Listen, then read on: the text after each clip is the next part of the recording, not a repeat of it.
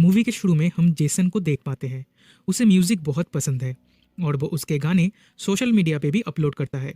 फिर हम एक लड़की को देख पाते हैं जो उसकी कार से निकल के वॉशरूम जाके ड्रेस चेंज करती है। वो नन का ड्रेस पहनती है। हमें उसका फेस तो नहीं दिखाया जाता, पर वो किसी दूसरी नन का मर्डर करके उसके कपड़े पहनती है, ये दिखाया जाता है। अगले सीन में जेसन और उसकी बहन जोई समर वैकेशन के बाद वापस स्कूल जाते हैं। ये दोनों एक ही कैथोलिक स्कूल में पढ़ते हैं और उनके मॉम डैड उन्हें ड्रॉप करने आते हैं। इधर हम सिस्टर रेबेका को देख पाते हैं जो उनकी प्रिंसिपल है। फिर वो अपने ऑफिस में जाके सिस्टर सोफिया से मिलती है।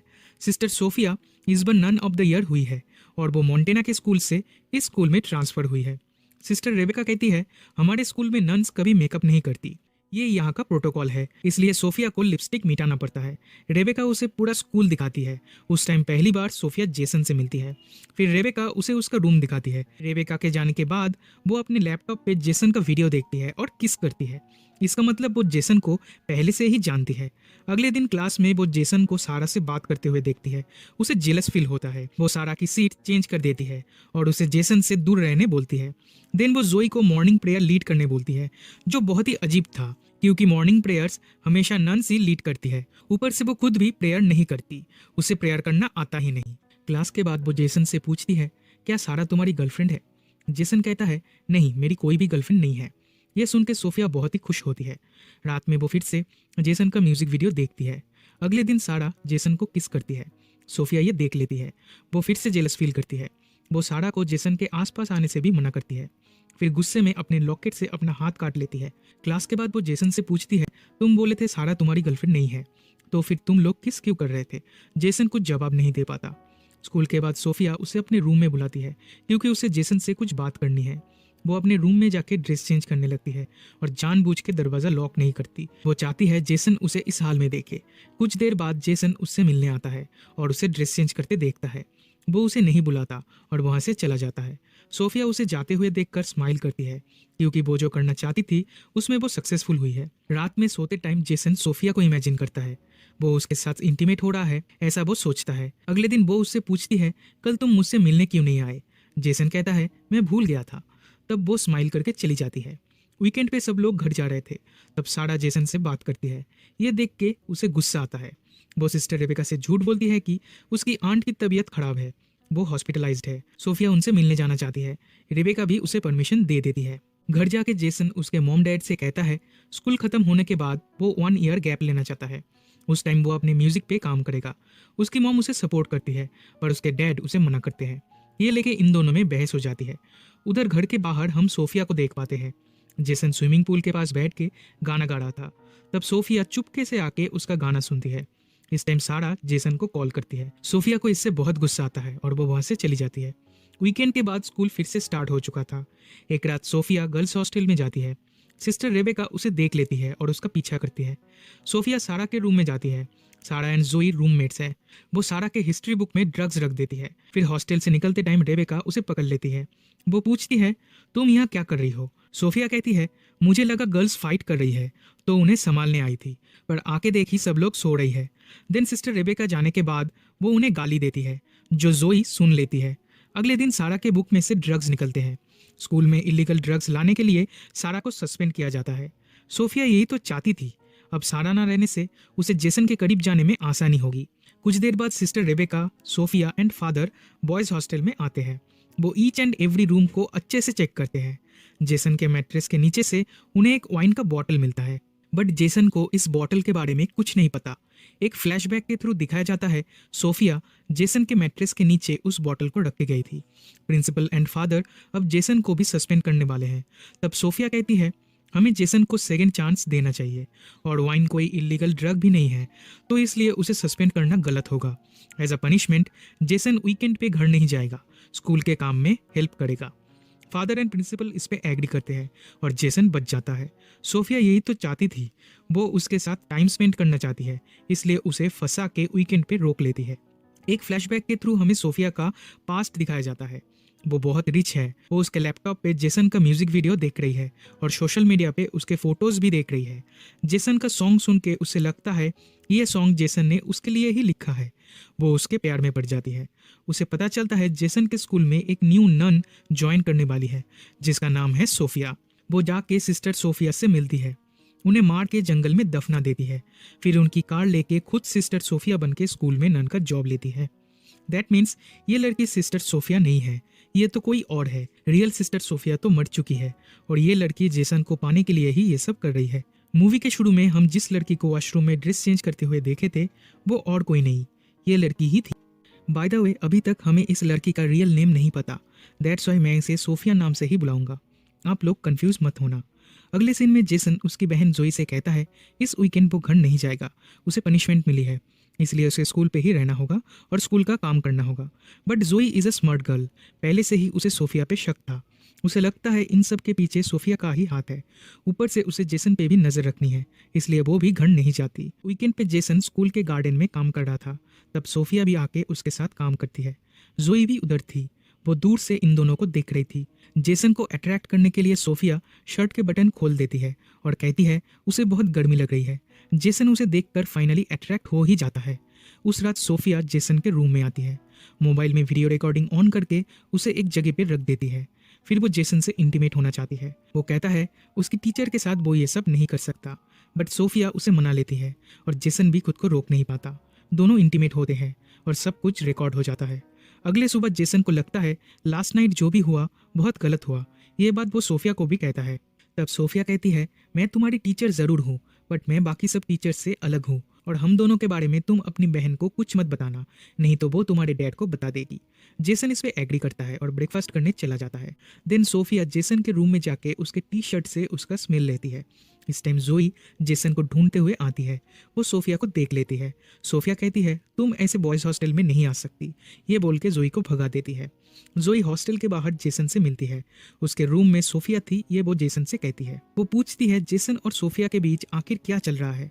जेसन कहता है कुछ भी नहीं चल रहा है। सोफिया विंडो से सब कुछ देखती है और जोई को स्कूल से भगाने का प्लान बनाती है।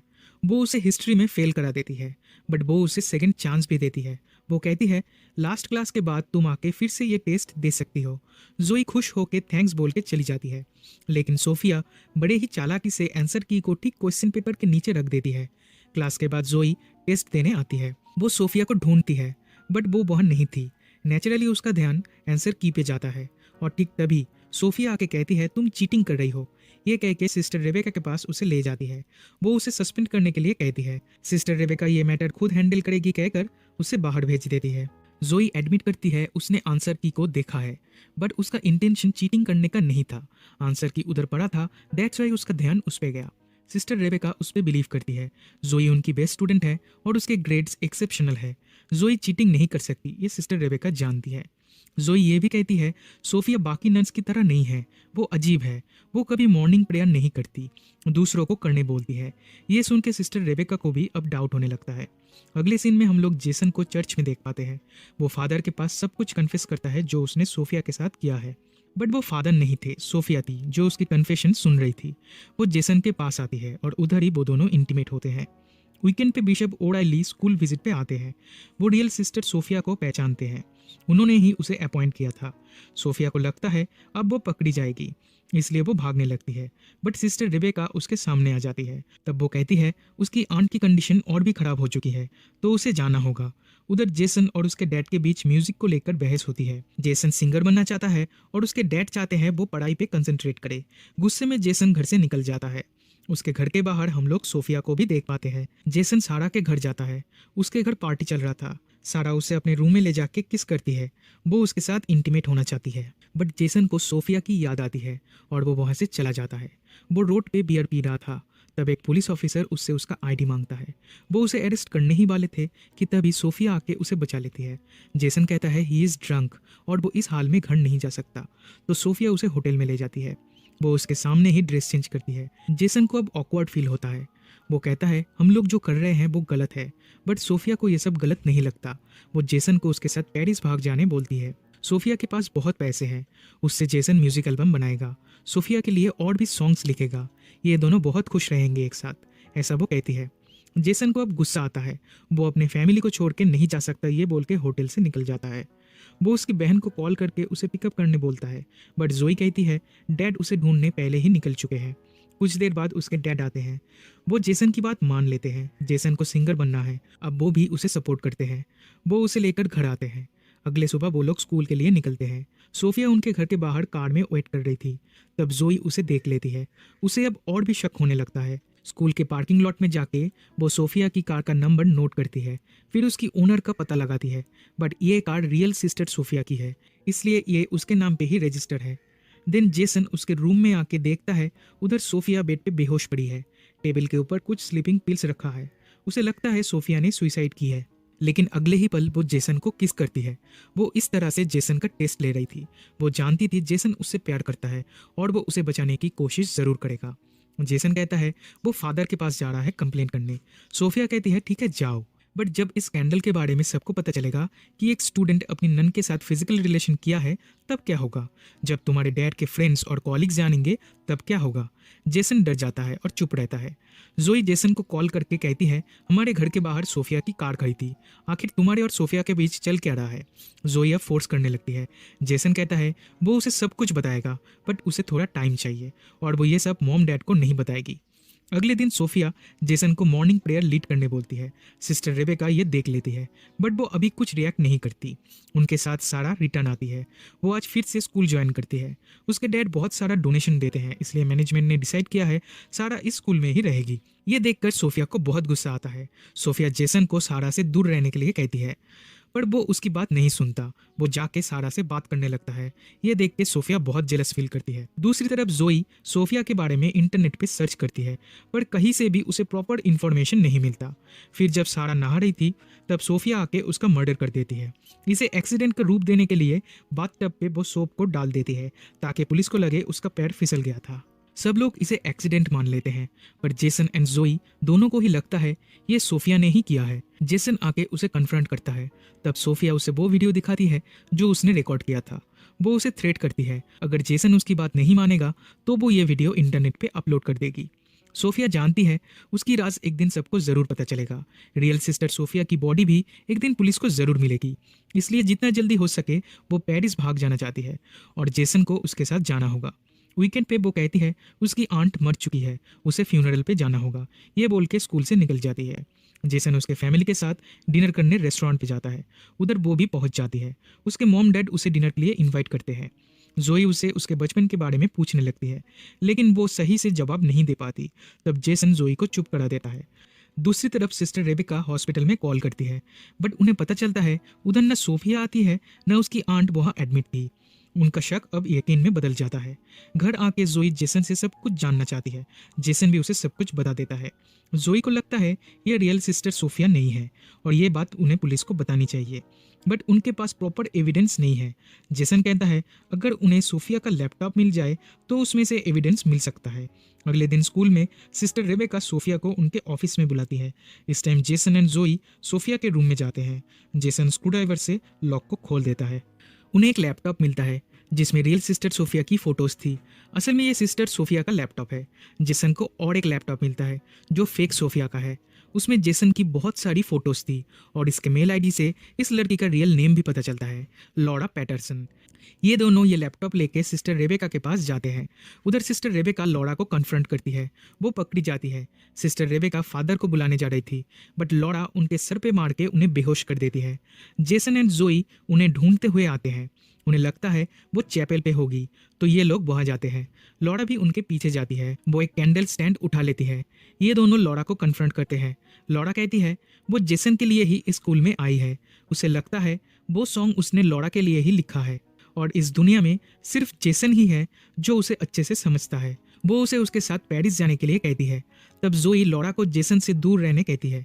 उसे लगता है जोई उसे और जेसन को अलग करना चाहती है।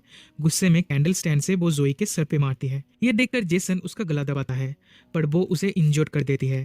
देन वो जोई को खत्म करने ही जाती है कि तभी पीछे से सिस्टर रेबेका उस पर हमला करती है, लेकिन वो उन पे भी भारी पड़ती है। फाइनली जेसन उसे स्क्रूड्राइवर से स्टैब करती है, जिससे ऑन द स्पॉट वो मर जाती है। कुछ दिनों बाद उनका स्कूल खत्म होता है। उनके डैड जोई को एक कार और जेसन को एक एक्सपेंसिव गिटार गिफ्ट करते हैं और इसी के साथ मूवी यहीं पे खत्म हो जाती है।